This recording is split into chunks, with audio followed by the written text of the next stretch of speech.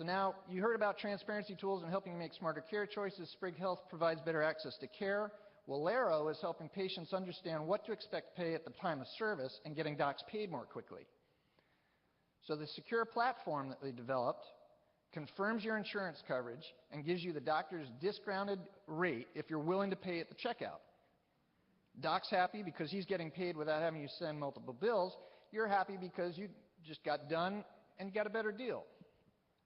They've got apps for iPhone users and soon Android, and they're doing this all over PCI and HIPAA-compliant cloud-based web services that are all secure so that nobody's personal health data or bank account information gets hacked. The company is still very early stage. They've got the iOS app for going, but they're still working on Android. They're aggressively recruiting providers that are cash hungry, and they're looking for the forward-thinking payer and provider. So to wrap it up, we believe that taking the patient and turning him into a consumer is going to affect real change. Also, Regence has a new parent, Cambia Health Solutions, which gives us more ways to whack the Medusa of healthcare. Thank you very much.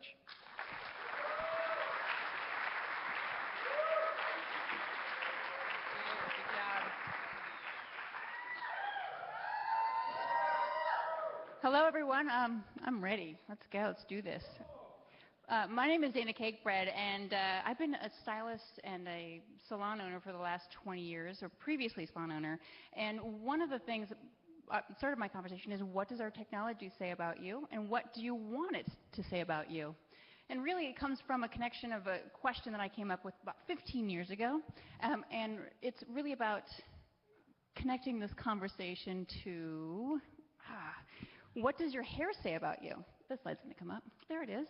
And what does your hair say about you? It's been a catapult because 5 years into my career, it was really complicated to figure out how to create sort of a brand concept and how to get my clients to come back to me over and over. How do you make someone feel fantastic every single time? Or at least try to, at least, right? So what do you do? How do you have a consultation? How do you create a service that really does connect someone? Well, what happens is you ask that question, what does your hair say about you? And all of a sudden, you start to bridge the communication gap where you can now lead the question to each client or each service by that form. And so what happened was, with this question, there was this answer behind it. And how do you feel after you reflect yourself? Obviously, we have smart, creative, and witty because you come at a certain place and you feel these things. But it doesn't mean that you are those things, but they represent those things. So when you have the before and the after, you then feel differently. So I have a big motto, which is basically, if you look good, then I look good, which is a long-lasting brand in any service or any company, practically. So how I got to this place was I created this conversation that was based off of this simple concept, the 3 to be me, which is 3 adjectives that best describe how you want to reflect yourself, right? So you're reflecting yourself, and you can maybe choose things like, well, you can think about anything. Well, you can think about things like this: unique, playful, witty, smart, maybe like me, maybe. Well, but these things aren't exactly the same as what you might think is unique or playful or smart. But what they do is they create this sort of conversation piece where you're able to express yourself. So modern technology is fantastic. I use it every single day. But what it does is it creates this sort of the fundamental truth of having this sort of connection where you actually feel the way that you choose your technology, right? So you're choosing your technology, and all of a sudden you're feeling so much more excited, like you can do this. Other times not, but we would like to be in this human sort of connection place. Whereas if you can feel more connected with your technology or making technology, because if you're now creating technology that's based off of these adjectives, maybe our social media would look a little bit more friendly. Maybe you'd be more, connected with the way that we feel with each other, and maybe it wouldn't be something that's an in-between block. Maybe we would connect better through our technology. So, this is a friendly device. It now makes us feel smarter. At least I feel smarter, and sometimes they can make it do unique things. And it's very playful, but it's a human connection that I think is missing a lot. And so the brand quality that you can commit to fusing those two things together, I think that with having those adjectives, you end up creating that bridge sort of gap that's maybe missing in technology, or the way that we create software programs, the way that we create our personal brand, and makes us feel great, right? So with feeling great, the idea is that the 3 to be mean concept could be pretty much used for anything. But so what I want you to do right now is I want you to think about the 3 adjective system based off of this concept right now. So what does your technology say about you? Or what do you want your technology to say about you? Start with that. And then think about your adjectives. I know it's thought-provoking. But 3 to be me is just basically choosing some adjectives, and these are some examples in case you forgot your adjectives at home. Here's some extra ones for you.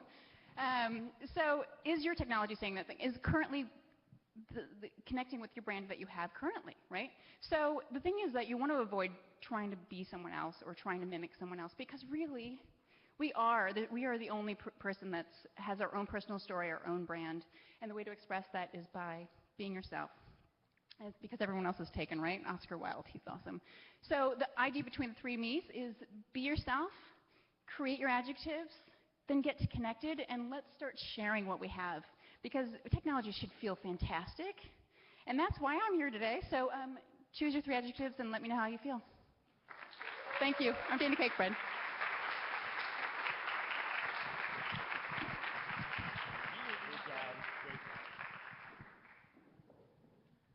Hi, my name's Casey. I'm with Robert Half Technology, and today I'm going to be presenting a little bit of information that's an excerpt from our 2013 salary guide. We have over 100 offices that support IT staffing around the country, so we gather information every year from the field as well as from third-party research, and it helps us with this data. Some of the trends that we're seeing right now can be found in the salary guide, which has information about starting salaries for the U.S. and Canada, IT hiring trends, glossaries of job descriptions that revolve around IT, as well as some hiring advice. The trends that we're seeing right now are that employers are really having to compete with each other to find the top IT talent. Sam mentioned this. There's really a war for talent. It comes down to not only the salaries that are being provided, but the benefits, the work-life balance, other things that are being thrown into this, as well as the availability of opportunities for candidates to grow. The hiring environment is going to get tougher. We're seeing the candidate pool shrink, and we are seeing the job opportunities advance. These are some areas where we've seen over the last year increases in need. Systems engineering, quality assurance, software developers. We've talked a lot about this today already with mobile application development. This is a huge area, as well as big data. Big data is a conversation all on its own. I'm not going to go into a lot of that, and I think there's a lot of confusion right now about what that really means. But in essence, these positions are incredibly hard to fill for companies because they require industry background as well as technical knowledge and analytical skills that go along with it. So moving on. 2, 3, 4. There we go. Some of these salaries that we're going to see increase, well, really it's across the board, but about 5.3% overall as an average. This is just a short list of some titles I think we're all aware of. But one thing that I think we've already touched on here is with mobile application development, we're going to see about a 9% increase in salaries for there, almost double the national average. When you throw in specialized skills such as SharePoint development and some of these other key technologies, you can see even an additional 4 to 12% increase. On top of that, we're also seeing a high demand for the soft skills, having engineers who can come up and do these types of presentations. Also the ability to work under pressure or to align the business needs with the IT needs, really more on that level. It's taking longer to hire, and it's more expensive. On average, a CEO is going to spend about 4 hours going through this process and could spend as much as $1,300 per IT opening that they have. So, ways that you can, as a company, protect against this or advance. You need to pay competitively, but beyond that, it's work-life balance. Provide great benefits, things beyond just the healthcare aspect. There's a lot of other ways to do that. Professional growth as well is huge. So all of this information and more is available on our website, free download in about mid-October. They're still compiling the rest of the data for this, but it'll be available mid-October for a free download or hard copy that you can request. And we also have the Salary Center there, so it's all that's available online at RHT/Salary Center. Thank you so much for your time, and here's our next speaker.